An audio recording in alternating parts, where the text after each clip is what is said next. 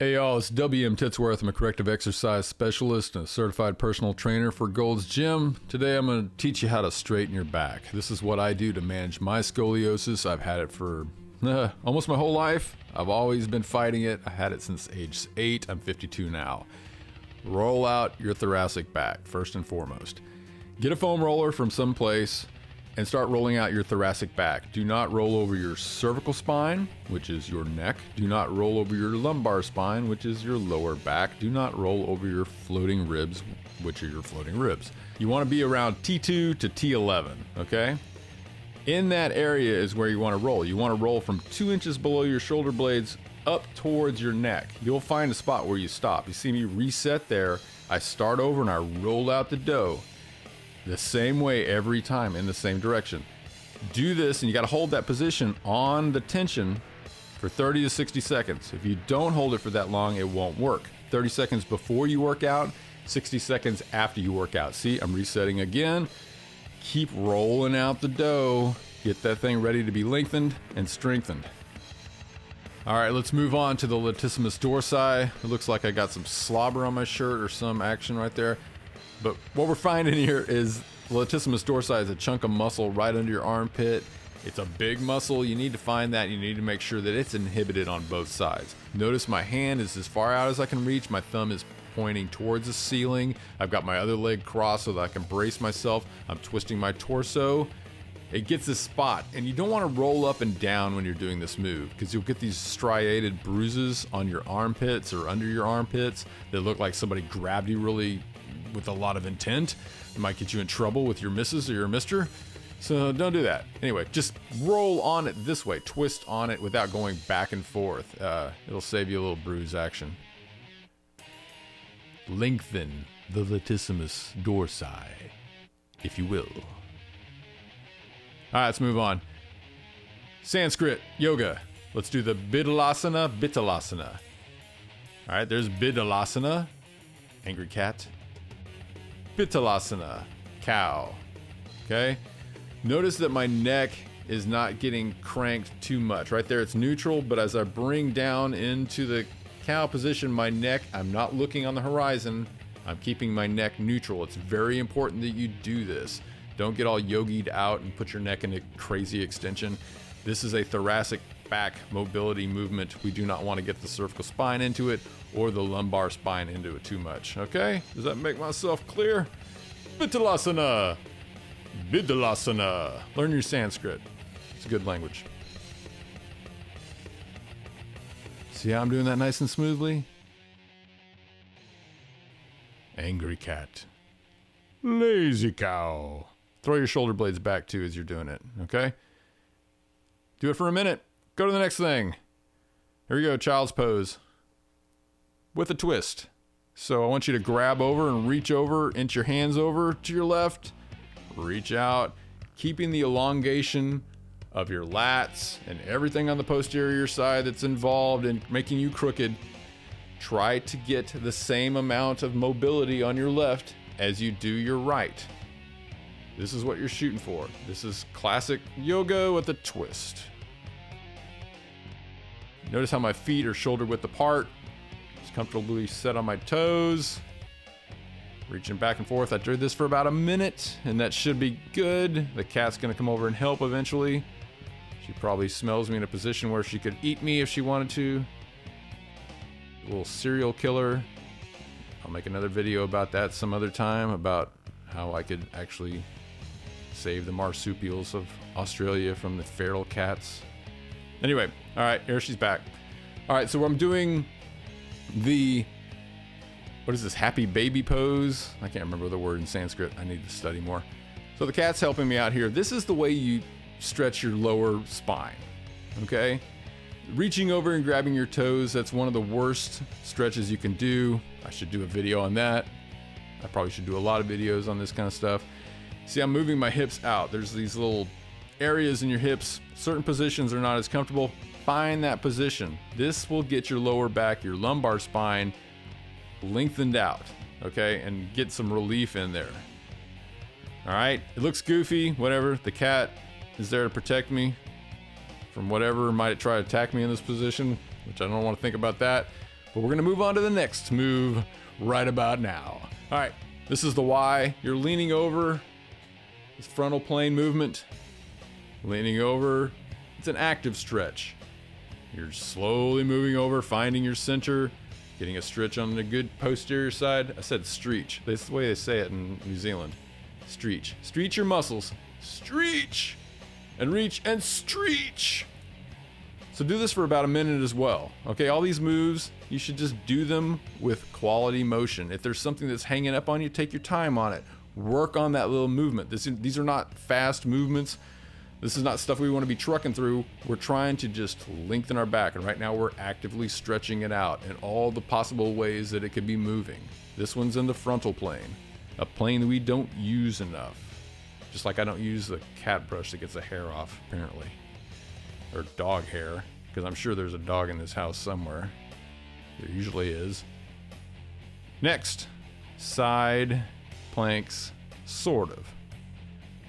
I'm really concentrating on stretching out the area in my hip area between my ribs and my hips. And this is a good one. This lengthens out stuff really well. This helped my mobility in that area. You don't want too much mobility in your lumbar spine. You want that to be like rock solid. But this hits that area that I've found helps me immensely because I have a long torso. And if you have scoliosis and that lean, it's just, sometimes it originates from there. You got to find balance. You got to find which side is tighter, and you got to work on that side a little bit more than you would the other. It's a balance thing. Find your center through all of this. Keep your neck neutral, feet stacked when you're doing this. Shoulder is directly above my wrist, pretty much, sorta. Now we're gonna do oh, there's the dog. I can blame the hair on him too. These are called bird dogs, coincidentally. Very fitting, even though he's a bear hunter dog. Totally different thing. Opposite limb quadrupeds are what these are called. Where'd my English go? So what I'm doing is stretching out, activating the posterior chain, good glute activation, turning the thumb so it's heading towards the ceiling as usual to get the external rotation in your shoulder, keeping my neck neutral, staring at the boring floor, not staring out in front of me. That's your, pelvo-ocular reflex. It's a natural thing that we have to fight to want to look on the horizon when we mess with our pelvis because something's coming to steal our food off the ground. We don't have to worry about it anymore. We just go to HEB. All right, good extension, all this. Take your time. Go for a minute. You know, if you can do it for 2 minutes, break it up. Go for 9 hours. Go for the world record. All right, setting up for the next move. These are swimmers. Same deal. Contralateral movements, opposite limbs, and it's helping to stabilize. Find your center. Take your time on this. See if you can pause at the top. Pause at the top. You can activate more muscles when you do that. Pause at the top, right there. Pause at the top. This one will build character on you. Not gonna lie. So do this for a minute. If you can do it for a minute, no problem. Do a couple of sets. If you can't do a couple sets at a minute, knock them down to like 2 sets of 45 seconds or 2 sets of 30 seconds, whatever you can do. Just learn to concentrate on finding your center. Super important about keeping your spine straight. Find your center. All right, we're gonna do the next moves. These are great to do when you're not like in front of a computer. Pull your hands back, tuck your ribs, pull your hands back, thumbs facing backwards into a Y pattern. All right, throw those shoulder blades back and down. Right shoulder blade should be trying to go into the left back pocket. Keep your center, tight core.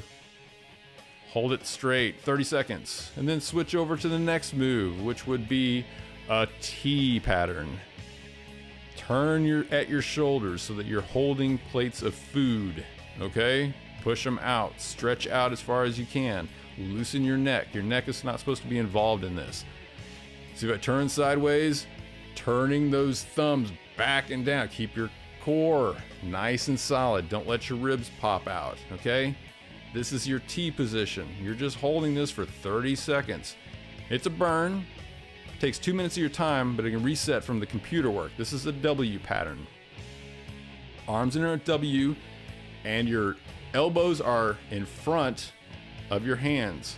Okay, your hands are kicking towards the back the whole time you're doing this, and you're just tightening down all the muscles that are back there. Try to find your center. I can't say this enough. You've got to find your center. If you have to face a mirror in your bathroom or something while you do this, do that. Figure out where you're level with the horizon. Now we're going to do an L pattern. The position should be that you're making an L with your arms. You have enough room between your elbows and your midsection so that you don't crush your subacromial bursa that's in your shoulder. You don't want to do that. So you can put a towel between your elbow and your midsection, but just keep it away a little bit and pull those thumbs back. You're facing it back. Just go for it. Burn it. Now we're going to do a prone cobra. One of my favorite exercises. This thing gets your erectors in a way. Thank you, erector spinae. So your spine needs a scaffolding, and that's what the erectors are for. And if you do enough of these exercises, you're going to have a really strong scaffolding, and you won't have any trouble sitting down for long periods of time, standing up for long periods of time. Okay? Build up the muscle. In scoliosis, you have one side that's pulling harder on the other. Balance it out. Use the foam roller. Use the lengthening techniques. Use the strengthening techniques to get you there. I'm going to hold this for like 30 seconds at some point. Bring it up, bam, and just hold it. If you can do 3 minutes in 3 sets, you're good, right?